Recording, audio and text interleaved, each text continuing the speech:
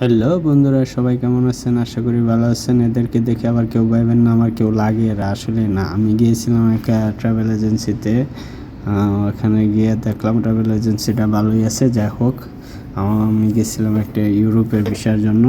আমাকে একটা অফার করছে। অফারটা পছন্দ হয়নি, কান্ট্রি পছন্দ হয়েছে, বাট স্যালারি পছন্দ হয়নি। কেননা আমি দুবাইতে আলহামদুলিল্লাহ ভালো আছি, ভালো একটা অ্যামাউন্টের স্যালারি পাই। তার জন্য আমি ওই স্যালারিটা অ্যাকসেপ্ট করি নাই।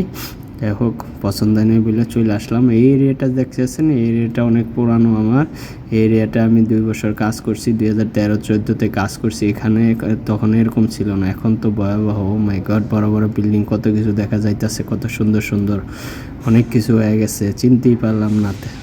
কত বছর আগে কাজ করছি আর এখন কী অবস্থা। এই যে ওনার সাথে একটু দুষ্টামি করলাম আর কি। উনি আমার যাইতে ধরছে দুষ্টামি, আর যে পারফিউম বিক্রি করে ওনারা বলতেছে পারফিউম নেওয়ার জন্য। আসলে আমি পারফিউম তো নেবো না, আমার অলরেডি আছে পারফিউম। আর ওনারা পারফিউম বিক্রি করে বলে ডাকতেছে, ভিতরে নিয়ে গেছে জবরদস্তি আমাকে পারফিউম দেখানোর জন্য। এই যে উনি বলতেছে এগুলো সবটি নিয়ে যাইতে, এগুলো তো আমি নেবো না, একটাও পছন্দ না। কয় সস্তায় দিব, সস্তায় দিলেও নেবো না, আমার পছন্দই না, কী নেবো। যাই হোক, ওইখান থেকেও বাইরে আসলাম মার্কেটের ভিতরে। নতুন একটা মল হয়েছে বিল্ডিংটার ভিতরে। যাই হোক, ভালোই লাগলো, একটু ঘুরলাম। প্রথম গেছি, অনেক সুন্দরই লাগলো।